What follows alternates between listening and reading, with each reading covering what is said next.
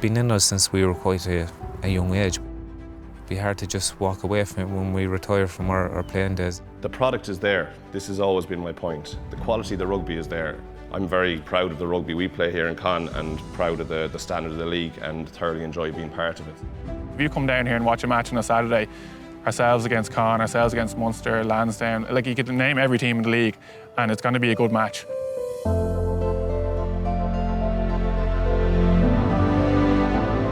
In my first couple of years with Con, we'd been very much a cup team, and we'd won the senior cups and we'd won the Bateman Cups, and that kind of cup mentality I actually believe kind of stood to us. I know we won 2 finals and we lost 2 finals, but they were against very good teams. Clontarf and Lansdowne, those teams were exceptional teams in those years. So I think those couple of years in the cups, the senior cups and the Bateman Cups, were formative for us. And it kind of gave us the confidence to go on and the hunger to go on and pursue AIL honours, and thankfully we did that. Matt Darcy's a great player, to be fair. We've had some great battles over the years, and then we ended up playing with each other in the centre for the Irish clubs and got to know each other well. So very sound man, very good player, and hopefully he retires soon and gives us all a break from dealing with him.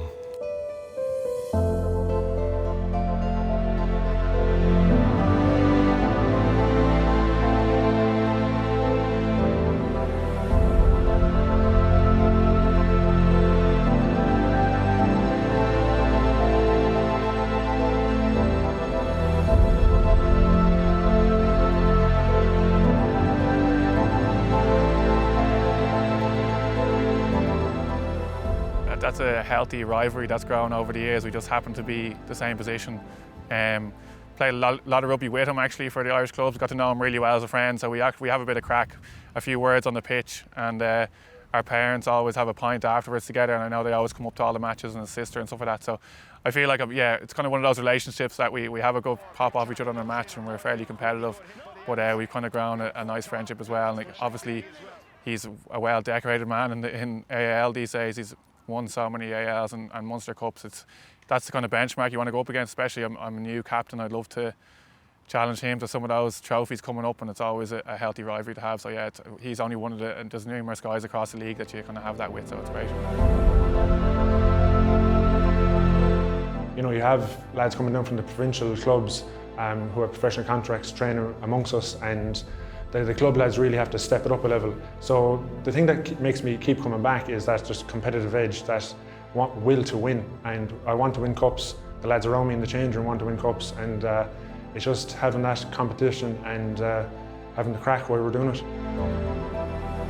Again, I've played with Alan on lucky enough playing some of the club teams with him. I suppose he kind of encapsulates what young Munster's about. He's a tough, hardy man, and he's a good rugby player, and he's not going to give you an inch, but at the same time, I've got that competitive edge that's kind of what gets me going. Like, going down to these places, it's probably quite a different place to Clontarf, but at the same time, I love going down there and getting stuck in. The crowd are giving you a bit of lip. I'm probably giving them lip back. I'm known for that. I'm probably not the only person to say that, but like, that kind of, to me, is what the AIL is all about. Different communities, they handle things differently. We have a good pop off each other, but we're in the bar afterwards, and that's kind of what it's all about. I love it. Like, there's nothing better than going down there. If you win there, you know it's a good win. You've earned it. What made us start the Club Scene podcast? That's an interesting question. Well, I suppose myself, Ger and Morris would have been huge fans of it. They're fans of it all over the country, and we just kind of felt that there wasn't really enough coverage of the All-Ireland League. I think we've spoken about it many times. You know, Morris said we all have faces for radio, and we were kind of saying, well, 3 is the good number for that. So we said there was only one other guy we could ring in Limerick, who's the Eamon Dunphy of the podcast, as he describes himself. But look, it started out as a small bit of a Jesus Christ moment. This could go really wrong, or what are we doing here? But luckily, people have listened, and the interactions have been incredible, and we've been around the country with clubs, and if anything, it's pretty much a privilege to be able to speak on behalf of clubs and for clubs and represent them.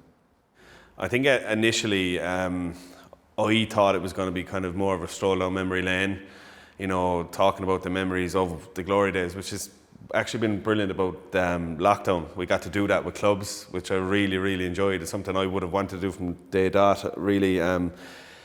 But I suppose what it became more was like reporting on what's going on now in the league, week to week, game to game, in every division.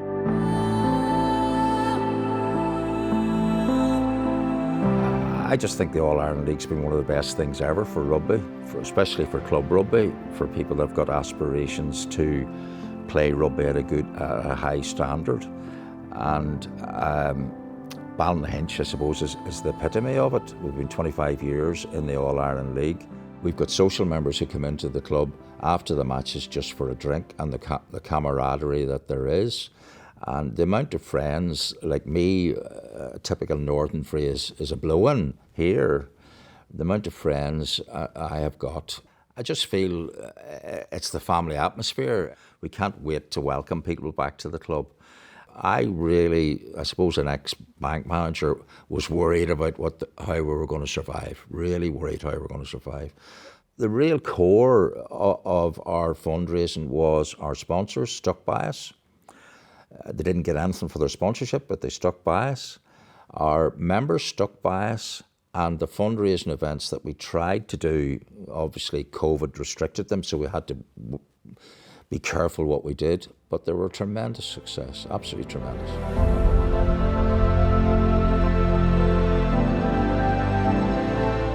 Professional-wise, it's been a huge cornerstone for myself and my father. Do you know, my father went on to play for Munster because of AIL.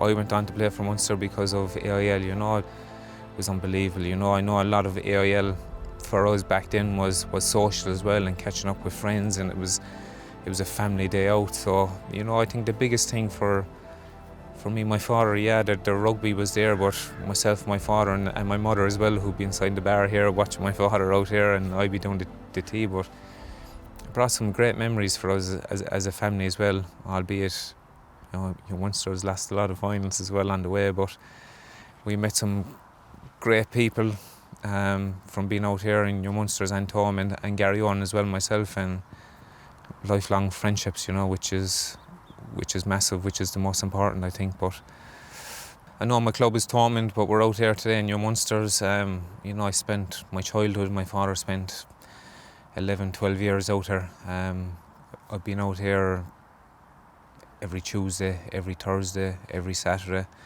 And as I got older, you know, as I said, I started doing the kicking tea for Aidan O'Halloran, Mick Lynch, Dave Walsh, whoever was kicking really, I was there, and I was on the sideline, and a couple of good stories, me standing on the sideline watching my father getting the head poked off him, or him poking the head off a fella and running out with the tea, and him giving me a wink, you know. So I got well used to the AIL days, yeah, with that regard, the dark arts of it. We were up watching Thomond junior team. They were going playing against the Munster junior team.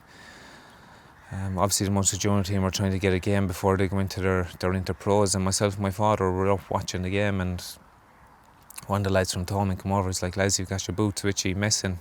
Two of us looked at each other and we were like, "We go down and get the boots, will we?"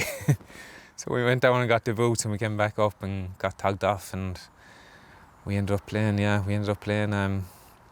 think I lasted 80 minutes. I'm not sure how long he lasted, but we were coming up the road in the car, and he was telling me, "Look, if a fight breaks out here now,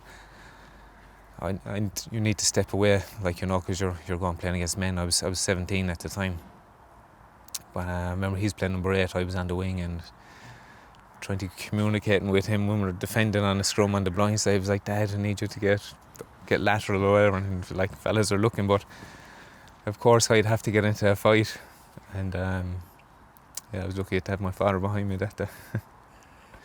Tuesdays, Thursdays used to train, and I come home from school, pack the bags and get ready for him to come home from work, for the two of us to head off in the car. You know, I was around great characters from a young age, from the Classeys, O'Connells, you know, Mike Prendergast, all these fellas who went on to play, you know, a high standard international level. So yeah, he was never pulling and dragging me. I think it was more me wanting to spend time with him as well. Like, you know, there isn't a big age gap between the two of us, so we kind of, I suppose we're like buddies as well.